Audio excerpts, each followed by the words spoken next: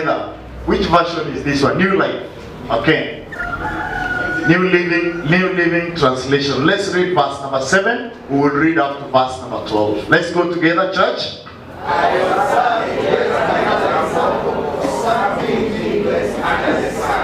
Take note of that word, meaningless.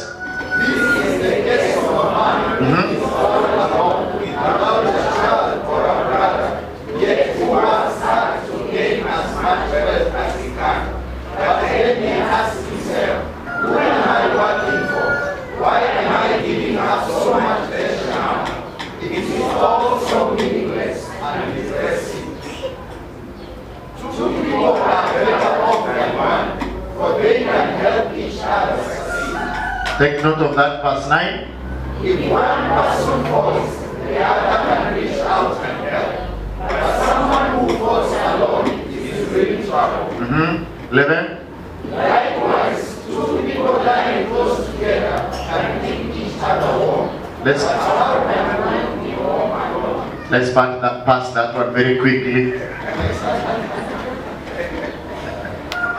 person standing alone can be attacked and defeated, but two can stand back to back and conquer. They are even better, for a triple-bladed cord is not easily broken. Amen. Hold it right there. Amen. I want to talk to us this morning about a subject that or rather a topic that I've entitled Doing a Church as a Team. Doing a Church as a Team. Praise the name of the Lord. Amen. I am made to understand that Deliverance Church Cycle is in a process of raising funds to build a sanctuary. Yes. Is that not so? Yes. Come on, is that not so? Yes. So I want to talk to us this morning as I am talking in my Father's house. Amen. With all the authority that have been given to me, I want to talk to you today. Amen? Amen. So let's start first of all by defining the word teamwork. Because I'm talking about doing a church as a team. That talks about teamwork if you are in the marketplace. Teamwork is the deliberate combination of strengths and efforts drawn from more than one person for the purpose of accomplishing a common goal. I'll take it again. Teamwork is a deliberate combination of strengths and efforts drawn from more than one person for the purpose of accomplishing a common goal. A common goal, and not common goals, but a common goal. A church, Deliverance Church Cycle, has a common goal. And their common goal is to raise funds to put up a sanctuary for the glory of God. Amen. A goal, we can say that a goal is a faith picture or aim that is important enough for it is important to help you in deciding on your walk. So when we have a goal for this case, for our case study, this is our goal. That building, that structure is our goal. Praise the name of the Lord. Deliverance Church Kangundo Road, our goal currently is to raise funds to help us acquire the church plot. So the Cycle Church is slightly ahead of us because they have the plots. Now they are putting up a sanctuary. But the thing is, we are still the same problem. Yes. Praise the name of the Lord. We are playing the same ball game, but in different corners and in different speed. How do we grow as a team? How do we grow as a team? Before I start jumping, let's pick these ones first. How do we grow as a team? Number one, we grow the team through warm fellowship. Yes. Warm fellowship. I want to submit to you, brothers and sisters, if we are going to stick together as a church, then one must feel warm among us. One must feel warm in the fellowship. Number two, through deeper discipleship. I had Pastor, you know your name is very difficult. Koha. Ule wa nini? Ule wa Bihoja. Okay, anyway. I heard Pastor Makoha talking about baptism. Amen. I want you to know, brothers and sisters, that we can only work when we are of the same spirit, same mind, and same baptism. Number 3, the team is built through stronger worship. The church in Sychar must endeavor to build the worship to be strong and stronger. Number 4, a larger through evangelism. We must get out and evangelize. And number 4, our team must grow broader through ministry. Allow me to submit this morning, brothers and sisters, that each and every one of us is very important and of great value among us. And the devil should never isolate you from us and telling you that you are useless, you are less important because you came to church walking and other people came driving. Amen. I want to submit to you that either you came cycling, you came walking, you came crawling, and so long as you come through that door, we are all equal. Yes. You didn't hear what I say. Yes. You know, the Deliverance Church and Budo Road is just here, so I can even tell them to send me amen. So please make me feel at home, or else I'll call for reinforcement. Praise the name of the Lord. I'm saying that as long as we get through that door, we are all the same. You are a manager at the marketplace. You are a director at the marketplace. You are the CEO where you came from. But as long as you enter through that door, we are the children of God. I say we are the children of God. As long as you come through that door, we are team players. I think amen is coming from. These people look more born again than this one. I'm saying we are team players. We are equal. We are the children of God. We are washed by the blood. We are called by one name. We are the children of God. I know you are somebody's husband, but when you come in, you are a child of God. I know you are somebody's wife, but when you come in, you are a team player. You know what I tell people in church? I am the pastor, isn't it? So when you see me sending your wife back and forth, when we are in church, she's not your wife. Yes. I knew their amen is going to go down. I'm not surprised. I was expecting that one. Amen. So when you see me sending your wife, please don't say, why is he sending my wife? I'm not sending your wife. I am sending my own daughter. I told you these people are vaccinated. Let me stick here. I think the Spirit of God is more here. Amen. Those ones, they look like they want to stone me. But don't forget, my name is Omondi. Even this microphone can turn into a stone. Now listen to me, children of God. When we come to the house of God, we are equal.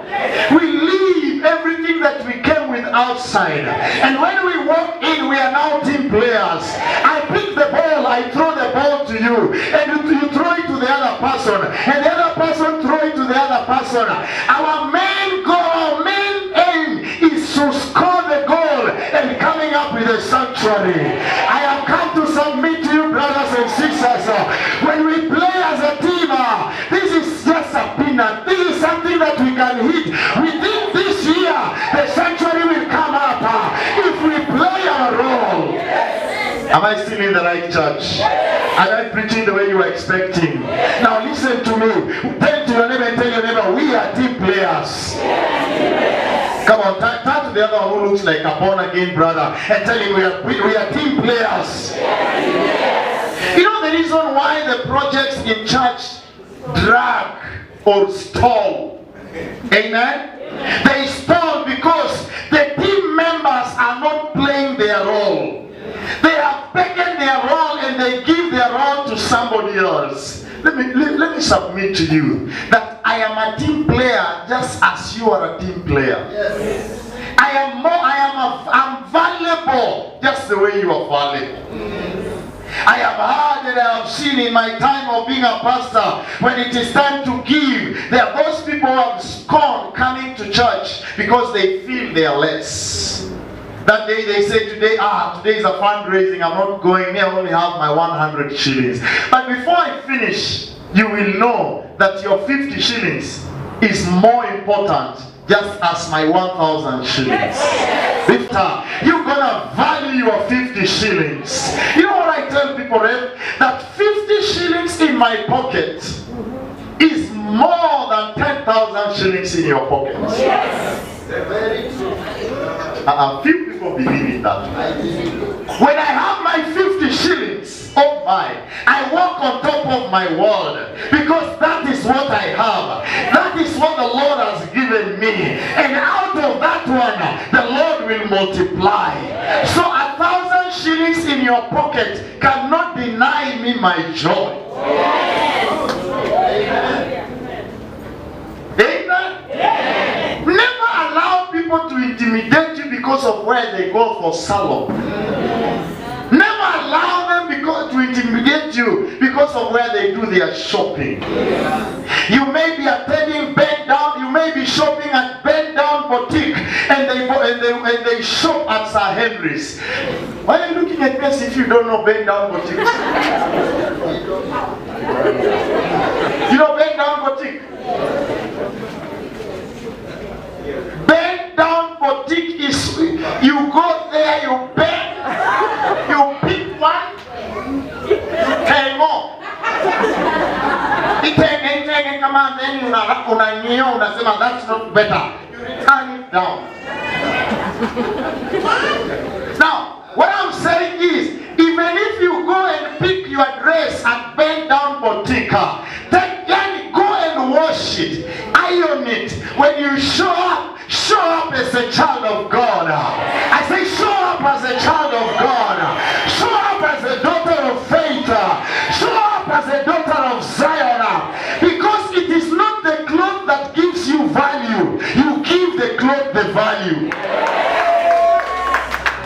Amen. Am I still preaching? Yes.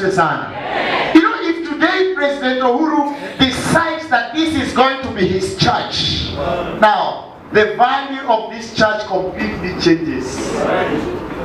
Why? Because an important person has chose to be a member. Yes. What I'm saying, it is not the cloth that you put on that defines you. You defines the cloth that you're putting on. Yes. As long as you put it on, you have added value on it.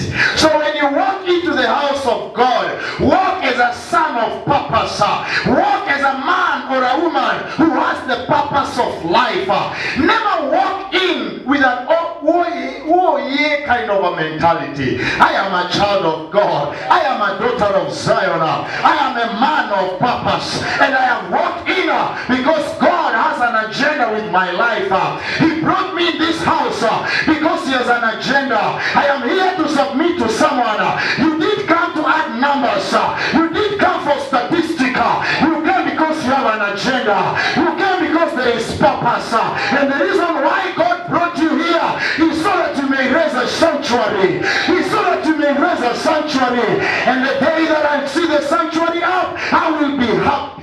Amen. By the way, even if you invite me for the opening or not, I will come.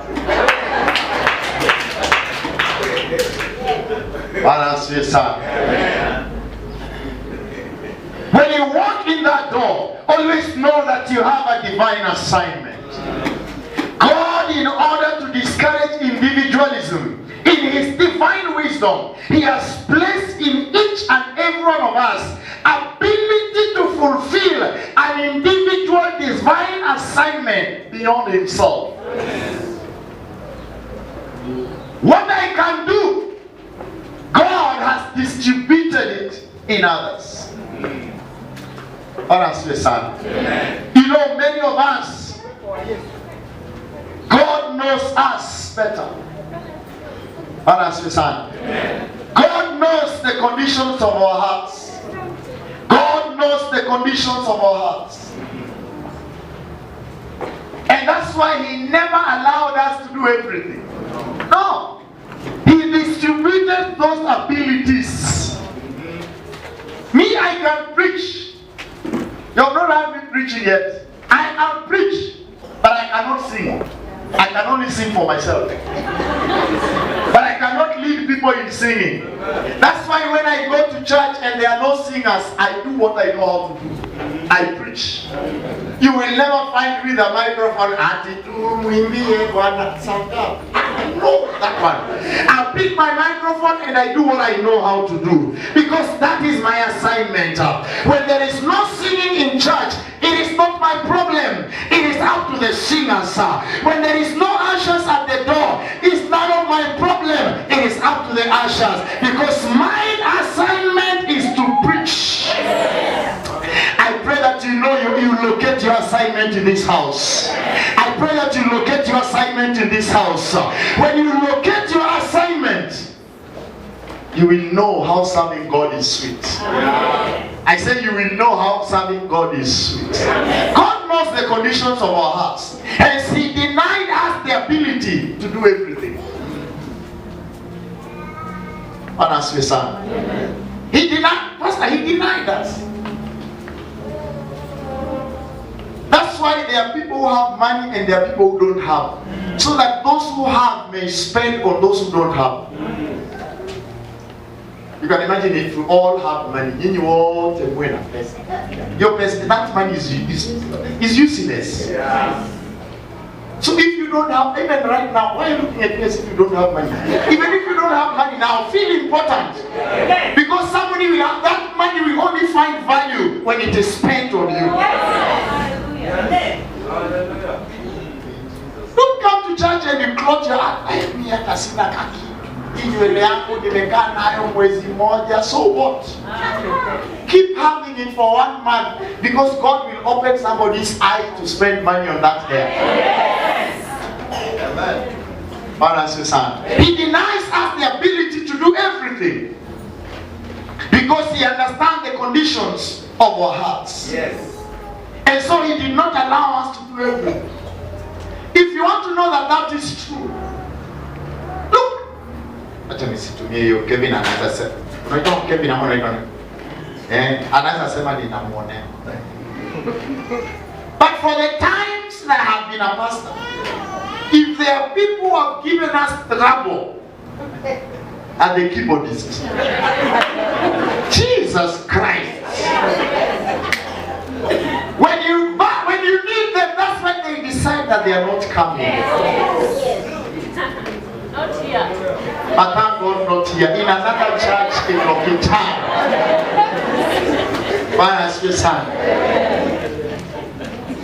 Now you can imagine this brother who can do everything. You depend on him to, and then he decides I'm not coming.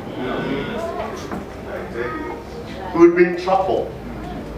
But God is amazing. He denies me the ability to sing. He gives me the ability to preach. Yes. He denies you the ability to preach and He gives you the ability to hear. That's why you're not preaching. And I'm preaching.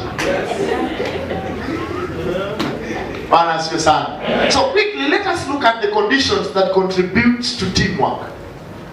Number 1, inability. Inability. Inability. Inability. The Bible says that a person who is standing alone, can be attacked and defeated. But two can stand back to back and conquer. This scripture encourages us to value each other. I want you to know, brothers and sisters, inability is the absence. Listen to this one. Inability is the absence of ability in certain areas of one's life. Inability, therefore, should not be viewed negatively, but a constant reminder of our need for others and God. Amen. God deliberately made us unable to do some things to make us aware of need of others and Him. That's why when we come together like this, let us learn to value one another. Sure. Amen? Yeah. Because there are things that I can do and Rev may not do them. Sure. There are things I can do and my wife may not do them. Amen? Like me, I am a parrot. I am a talker. So I I keep on wondering if God could have given me another parrot in the house. There will be no nest. Terrible. There will be no nest. That's why God had to give me another one who is silent. When I talk, she listens. God knows the conditions of our hearts. Hence, He denies us all the ability to do all things. We cannot all be preachers. There must be preachers and those who are saying amen. Why are you not saying amen? And that's your job. Mine is to preach, yours is to say amen. He denies us the ability to do something. Yeah, and hence my inability to do something should not be viewed negatively. It should work constantly of a reminder of how much I need you in my life. Amen. That's why I tell people in our church that all ministers are equal. I am a preacher. The singers, the worship team, they are also equal. The ushers, they are all also equal. The security men, they are also equal. And so we must value each other when we walk in the house of God. Because there is something I can do that you cannot do. There is something you can do that I cannot do. There is somewhere you can go that I cannot go. There is somewhere I can go that you cannot go. My pocket is not equal as your pocket. That's why even in building, you can't say that Musumani is your kitty man, yet it's very cheap. Yeah. Can I continue or I stop there? So you may realize that in this house called Deliverance Church Cycle, you are just a nail. And you are struggling to be a cement.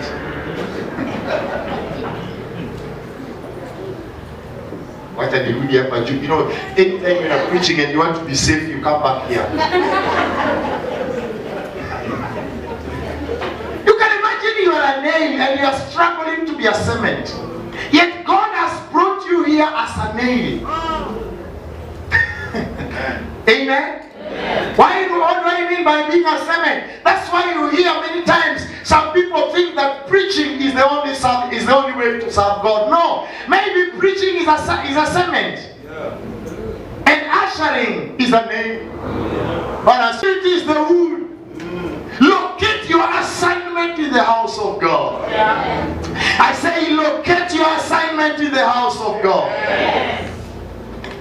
Exodus chapter number 4 and verse number 10, the Bible says, Then Moses said to the Lord, Oh my Lord, I am not eloquent enough. I am not eloquent, neither before, nor since you have spoken, your servant, but I am slow to speech. Look at Moses. Moses, God calls Moses. He gives Moses an assignment. He tells Moses, go and deliver the children of Israel. Go and speak to Pharaoh. Let my people go. And Moses comes to God, face on face with God. And he told God, you are the creator of heaven and earth. You are the one who gives us speeches. You know very well, God, that my speech, I am not eloquent. I want to submit to you before I continue, brothers and sisters, that God is aware of your condition. God is aware of your condition. God is aware of your financial status. When he says give, he knows your financial status. When he says pledge, he knows your financial status. He knows you're working as a housewife. He knows you're working as a house helper. He knows you're working in Mujengo. He knows you're a casual laborer. He knows. I say he knows. He knows you don't work. He knows you don't have a job. But he's saying give. He knows that you are looking for a job. But he's saying on the 11th of October, bring money in my house. God is aware of your condition. Never try to blackmail God with your condition. He knows you're not working. He knows you're a housewife. But when you come to his presence, he expects you to give. He knows you're a watchman, just earning 7,000 shillings, but he expects you to give. Look at Moses. What is Moses telling God? Shall we read together? But Moses pleaded with the Lord.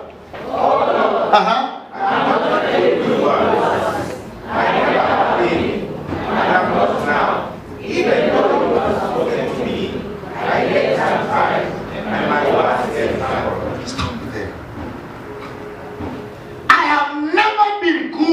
words. Even now, not even tomorrow. But God settled on Moses to go and speak to Pharaoh. Let me tell you, the reason why God brought you here at a time like this, when money is being raised to build a sanctuary, He knows. I say He knows. I say He knows. Come on, church. I say He knows. Thank you. I never tell you, never. God knows your condition. Come on. You know, some of us, we behave that God is not aware that we have not paid our rent. We have not settled our bills. We have not eaten for the last 2 weeks. I'm here to let you know, even if you slept hungry last night, offering utato. Because God knows your condition. Yes.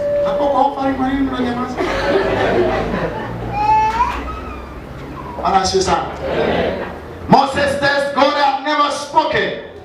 So the Lord said, verse number 11, so the Lord said to him, who has made mouth? Or who has made the mute, the deaf, the seeing, or the blind? Am I not the one? Am I not the one who made them? In other words, God is now telling Moses, I know your condition. Whatever you are telling me is not news. I know it. But you have to do my work. Hey, Jesus Christ. I say, I know your condition. I know you live in my Saba. Whatever mile it is, God knows you live in my Saba. God knows that your house has no electricity. God knows you don't have a house in the village. I'm saying God knows your condition. He knows you don't have a house in the village. He knows. Amen. He knows that even last night your landlord sent you a text threatening you to evict you from that house. Yet God is saying, my work must continue. My work must be done. I have come to encourage the church in the house. The work of God must be done. Regardless of our condition, we must keep moving. We must move on. I say we must move on. Because the Deliverance Church, we are self-sponsored. We are an indigenous church. We sponsor ourselves. Look at your neighbor with an eye of a donor. Tell your neighbor, I am the donor of this house. Come on, tell your neighbor, I am the donor of this house. Come on, somebody. Am I still preaching good? Why don't you shout like a donor? I said shout like a donor of this house. He knows your condition. So stop telling him I've not paid school fees. I don't know where I'm going to get next term school fees. He knows. He knows your children are in school. He knows that you need to go the matatu every morning going to work. So put that all God, you know, put it in your pocket and do the work of God. This is a wonderful church. I say put all your weaknesses in your pocket and tell God, here I am. Lord, here I am. If you want to put a sanctuary along Kangundo Road in Saika Estate, Lord, here I am. Hey! Jesus Christ, you people are looking wonderful. Hawa ni wanachama. Chama iko imara hapa.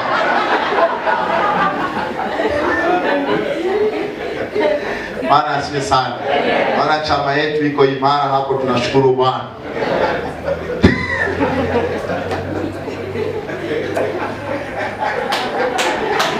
Oh no, somebody will get what I say next time. But anyway.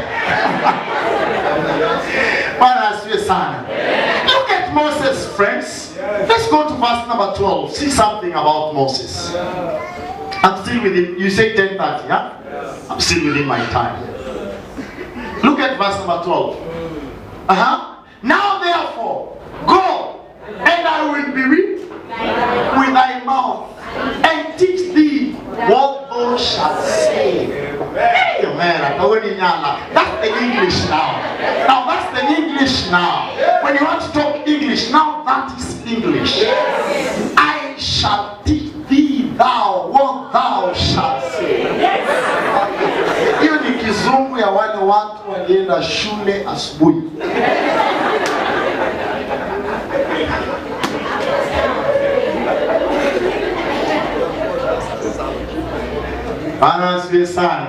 He tells Moses, now therefore go. Regardless of your situation, you go. Regardless of your lack of speech, you go. I myself, I will teach. If the problem is your mouth, hey, I will be with that mouth. If the problem is your pocket, I will be with that pocket. I say whatever it is, I shall be with it, because I am the creator. I created the heavens, I command it to move. I created the earth, I command it to move. I created the money, I command it to move. All what you need to do is to go where I am sending you. Because I like this one and I copied this one from our Bishop Mark, that whatever has a name has an ear and it can hear. All what you need to do is to locate your assignment and turn to him and tell God, this is my assignment. Supply me with the ability to fulfill my assignment. If the problem is your mouth, I will teach that mouth of yours. So what is your problem? Why are you not bringing money to build the house of God? Amen. I knew you were going to go quiet there. So let's first of all answer the question. Why and what is your problem now? Now say it. Yes. Why can't you do it? What are you doing? Where are you? Sasa. What is your problem? And where I come from, we would have said, what is? What is? But you see, Moses, verse number 13, with all the assurance from God, he said, oh my Lord, send, I pray thee, by the hand of him whom thou wilt send. But not me. Mungu kitaka wale watu wanatoa pesa angalianga Mungu saidine. Wale watu wanakuja na magari, wale wenye vitambi, wale at least Mungu naye saa zingine angalianga. Unajua Mungu unajua. Please hao Mungu. Sasa mimi Mungu unaniuliza nini? Ukuja church na kuja kibahati. Nakuja na baiskeli, napiga miewe. Na wengine wamekaa tu walikula asubuhi wametosheka. Mungu mimi unaniuliza nini? Is that not what Moses is saying? Yes. He's telling God, leave me alone. Yes. Whoever you will send, you have my permission. Go and send him. Yes. Because me, I am not ready to be ashamed. Yes. I am not ready to go before Pharaoh. I am not ready. Look for someone else. Look at verse number 14. Yes. Amen. Come on, somebody look together with me, verse number 14. Was God happy? God was so pleased and he told Moses, wonderful. Thank you, Moses, for reminding me. I didn't know that you are this good, Moses. Now, Moses, because of your condition, kindly let me look for somebody else. Because of your humility, you know, Moses, because you, is that what God said? No. So who told you that you will come here, sit down and watch us when we are giving money? In the name that I don't have. Yes. Hallelujah. Yes. You know the problem, the thing is that even if you don't like my preaching, yes, when I will be invited again, you will not know. You will only realize that I have come the way I have come today. So let me speak out everything. I say, let me speak out now. And the Bible says, let's read together. And the anger of the Lord was Moses, and he said, is not Aaron the Levite thy brother? I know that he can speak well. And also, behold, he cometh to me to meet thee. And when he seeth thee, he will be glad in his heart. Verse 15. And God shall speak unto him, and put words in his mouth, and I will be with thy mouth, and with his mouth, and will teach you what he shall say. Now, God was dealing with who? Moses was going to speak with who? Moses had a problem with what? No, you people, let's start this question again. God was speaking to who? Moses was to speak to who? Moses had a problem with what? With speaking. So he had a problem with his mouth. So the question is, how was he going to speak to Aaron? Yet he had a problem with speaking. The thing is, you ought to speak. The how to speak is none of your problem. Yours is to open up your mouth. In other words, in church, yours is to avail yourself and tell Lord, here I am. What do you want me to do? What am I here? Am I a nail, a cement, or an iron sheet, or a timber? What I am, what am I, Lord? Here I am, use me, Lord. Come on, somebody. You must know that your inability is not an excuse of not serving God. Can we go to number 2? We said number 1 was inability, and we have dealt with that one. Amen? Number 2 is the limited resources. Limited resources. Let's go to John chapter number 6. Verse number 11. Sorry, verse number 5. You know, nobody or ministry has ever claimed sufficiency in resources. No. People come with needs and provision together at the same time. You ought to handle them with care. Limited resources will make you value other people and respect them. You know what? I used to think that the Deliverance Church Omondi, they have no financial problems. I used to think that these big churches, they have no financial problems.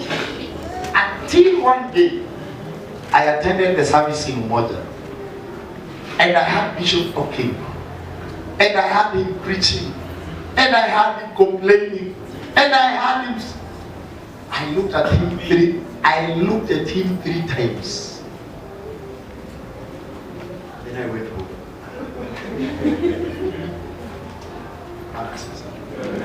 You may be saying, kanisa yetu ni kutoa tu kila siku, lakini unatoanga 500.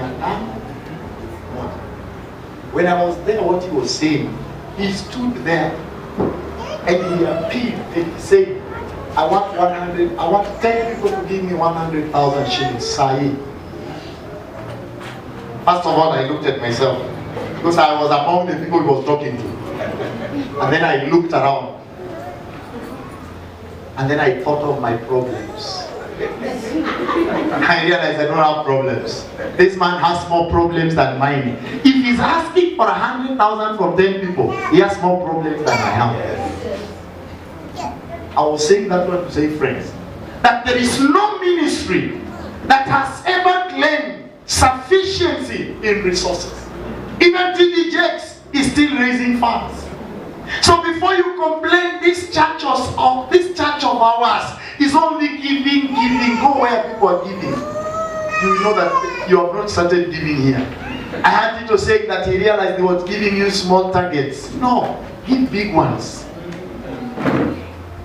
In our church, they say that I'm a very expensive person. I say yes. Because I have realized one thing, Fred. If there is good thing, if there is something better, why go for a good one? Oh yes. If there is a provision for good and better, why go for a good one?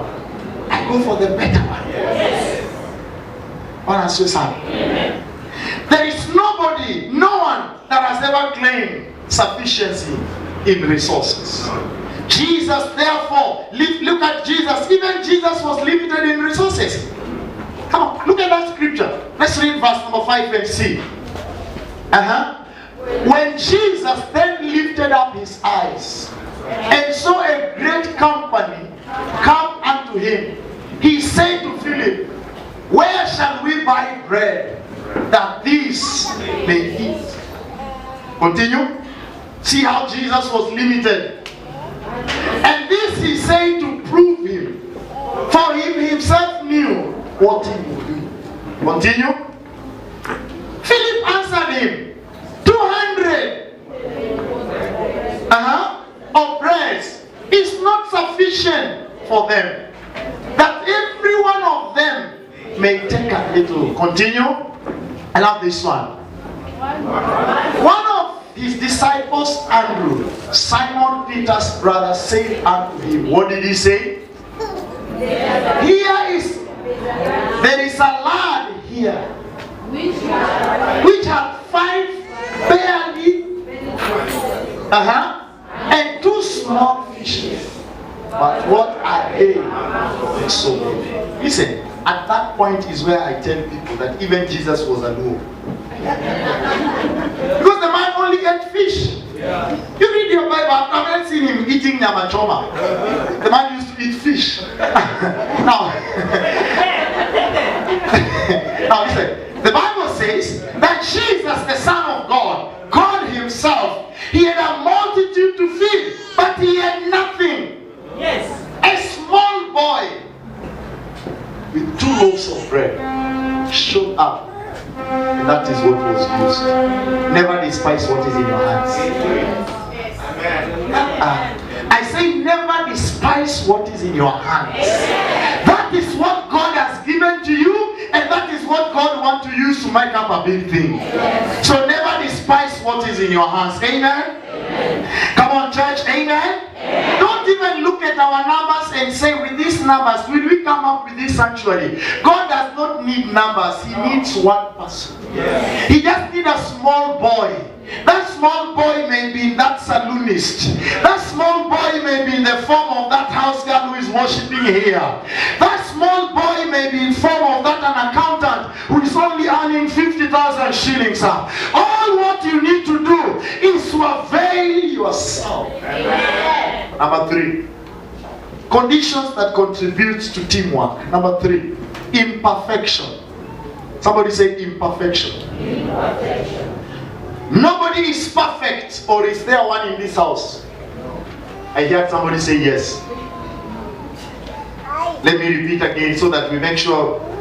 Imperfection is the 3rd factor that contributes to teamwork. Nobody is perfect, and I ask, is there anyone in this room today? Now listen. The wisdom of God allows imperfection in who has an arm, strength, where the other person has a weakness or a down. As a gap, or rather so, is our lives. You see the gaps between our fingers. Do this, do like this. Where is your wife? You. Where are you? Sasa mkiangalia hizi vidole zinatosha. Gani nono gani konde? Hebu inua wewe uone hizi. Hizi zimenona, sio? Hizi zimekonda, sio? So God could not brought all of them kama wako na vidole zote zimenona. You guys, you missed that one. Let me bring the bomba. Kuja. Ni wafunganisha harusi mara ya pili. Now, sasa utasimama je usiku. Tuko umesimama pande hii. Kwa simamo hapo hivyo, si ndio? So do like this. Songa karibu wewe nawe. Now, you see these ones kama hii kulilisha nini huko. Now, you see these ones, God made sure that they are not of the same size. Why? Because of these gaps. No. He made sure that these fingers are not on the same size because of these gaps. So that when the small ones come, and when they fit in, the gap is closed. Just show them. Good. Sweetie. Good. You see the gap is closed? Yes. Is there a gap now? No. Is there a gap now? No. So you need to know that when I am fat, which one? That's why I was avoiding that one. So what do you say? Selena and like this one.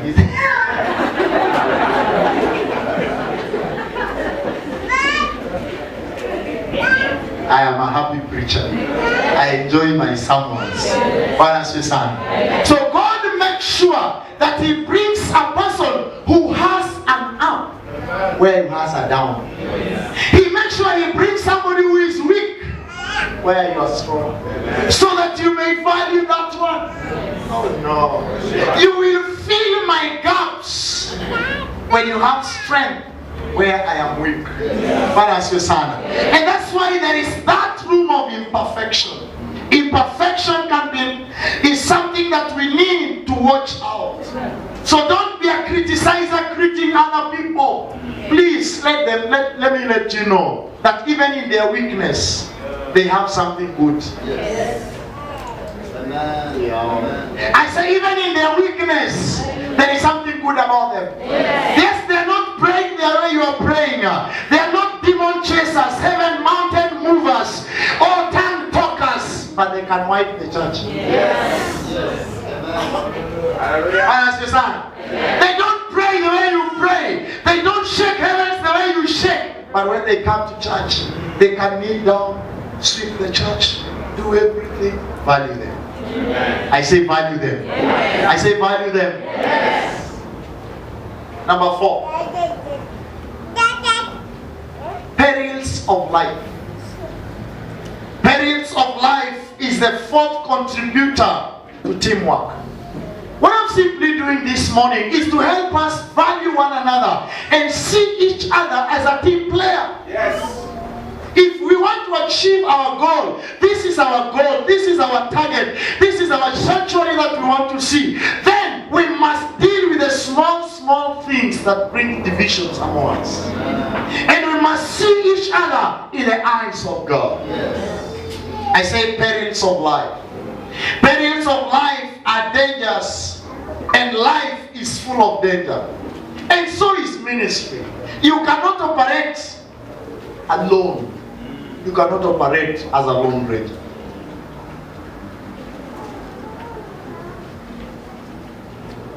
There is an example that I keep on giving anytime I talk about this one, and I'll use it again. Look at the gazelles in the game parks, or in the wild animals and the lion. It is important to make connections right with brothers and sisters around you. Because I look at these animals, right? One lion. Let me not even use lion. Let me use otoyo. Yeah. You know, he said that otoyo is a very coward animal. Otoyo. So. But you can see when otoyo comes, he finds the gazelles. They are there. Many of them. By just the appearance of otoyo like this one, everybody for himself, God for us all. And then otoyo takes advantage. What I'm saying, make your connections right when you are in the church. Ule nimetoka mimi waambia watu, it is how you connect with people. It is how you connect. If you only send people money and you don't visit, we will also send you money. So that the money can wash dishes for you. The money can give you stories. The money can talk to you. The money can tell you it is well. Don't worry, my sister. It is okay. Why are you mad? Oh, that's you, eh? I got you. I got you. You know, there are these people who feel they think when they are in charge. No, they don't need to visit those people who are low. They don't need to go in those small houses. When the DOF are meeting, no, you know, I need to go for a visit or something. No, tomorrow is work. I'm telling you the truth. Your day is coming. We will also go to work. Now you are quiet. Let me calm down. When you're like, Maggie, why are you not smiling? I'm going to smile. No. You know, there are people who feel they are important, you know. They have reached in life. They don't need to go down to those who are down. Let me tell you. A time comes when you don't need money. You just need a sister to tell you all is well. You will make it. You can imagine sisters are going to visit that sister who has given birth.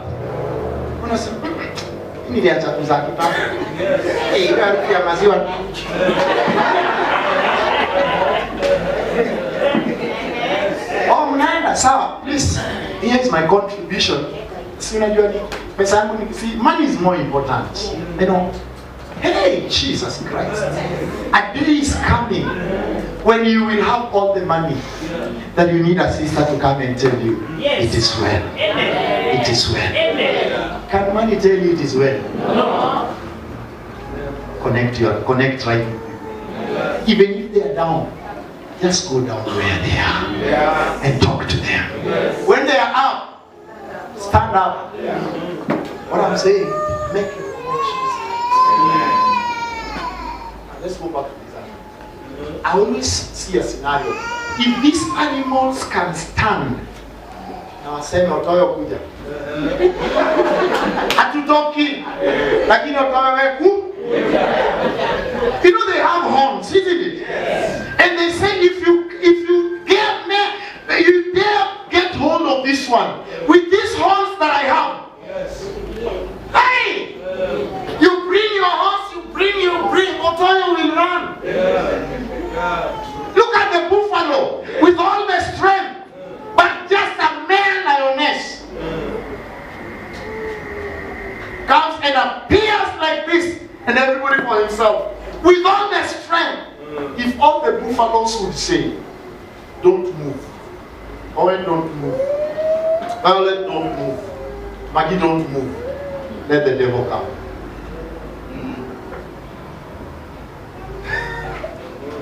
Again, what I'm saying? In other words, I'm saying, we are building this sanctuary. Don't run away. I say, don't run away. Let the millions that are needed come. We are better together. In the Living Church, we say we are better together. Here in Saika, I want you to know that we are better together. United we stand, divided the devil wins. Amen. Hii ni kitu kidogo sana.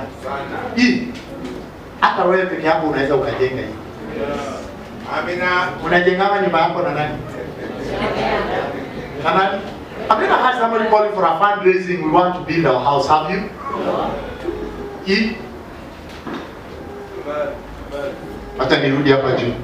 For the sake of my safety. If these gazelles would stand together, they will win over their enemy. I have come to encourage the church in this place. Stand together. During your difficult times, stand together. During your challenging times, stand together. Because even where you are running to another problem.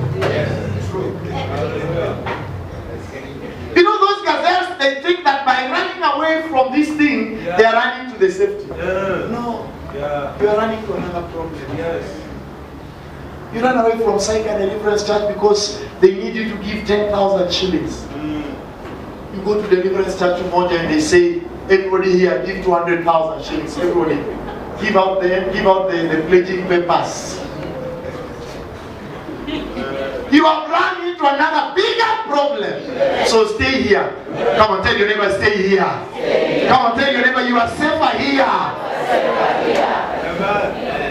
If I were you, I would have clapped my hands for the Lord. You know, I'm a pastor. I'm talking as a pastor. What has you sana? But somebody saying, no, we expected this man to release revelations. We expected him to move mountains. What am I doing now? These are revelations.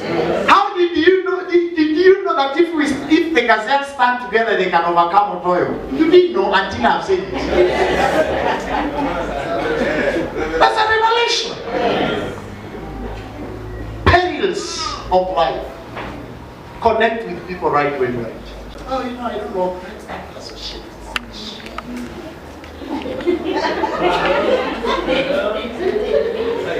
Hey, the force that is pushing you behind, time will come.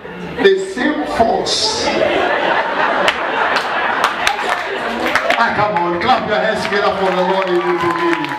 The same force we bring in front. So stay calm. I say stay calm. I say stay calm. I say stay calm. When it is time to give. When it's time to clap. When it is time to jump. Hallelujah. Let's finish it down now. Yes.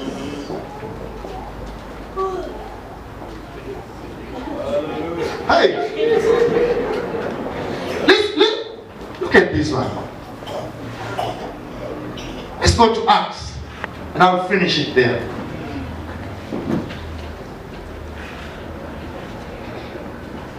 But let me say something before we go to Acts. Something about teamwork that I've come to learn. In teamwork, you enjoy protection. Yes. In teamwork, you enjoy brothers keepers. Amen? We know when we are working together, we are brothers keepers. We are not killers of our own brothers. We are keepers of our brothers. I pray that God will find for himself men and women in this house who can be brothers keepers. Acts chapter number 9. I'll read a few verses there and then I'll be done. We are talking about the perils of life and ministry. That's why I purpose that I'm going to connect even with Reverend Owen. Because there are times, like the last time I was preaching in our church, I was not there. I was in Uganda. But I was sure. Actually, I told him, you go and preach, collect all the offerings, do whatever you... If you mess it, you're only messing your own church. Amen.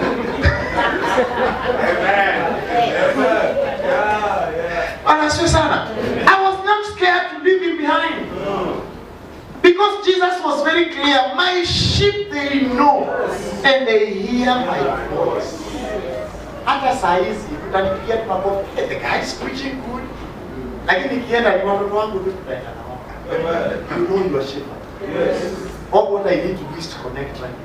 Yes. So that when I'm not in a position to do something, I can call on him and tell him, sir, hold my hands here. Yeah. But you can imagine if we don't talk, we have become enemies. I need somebody to stand in for me. Yeah. He needs somebody to stand in for him. What I'm saying, in teamwork, enjoy protection. Oh, yeah. Nobody can talk ill of him when I am around. No way. No way. Yes.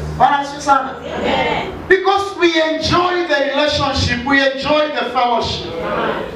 Nobody can talk ill about me when he's around.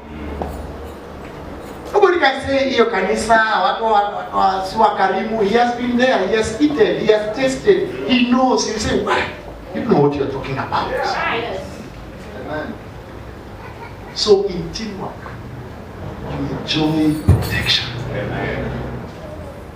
Now I pray that Deliverance Church, Saika, you remain united. You come together as a team. And this lion, yes. This lion, yes. I said this lion, yes. I said this lion, yes. That scares you every morning. When we stand together, we will say, come baby, come. Come, project, come. Actually, if there is a day that all of you need to come to church seriously dressed, and come very early is the day of fundraising. Because if you want to win again, lazima mjichoche. So we want to play rugby. So lazima steam ipande, sio? Twende. Panda,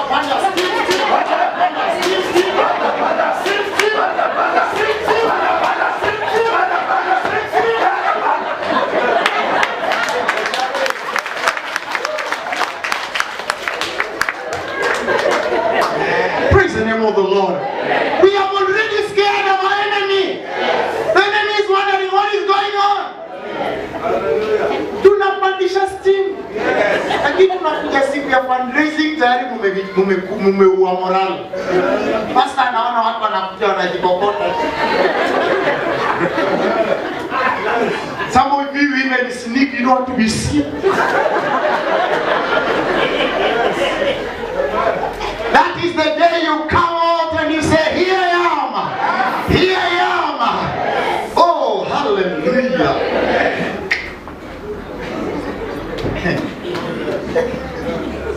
Situkutane hiyo ibada nyingine. Simama juu. Hey, Jesus Christ.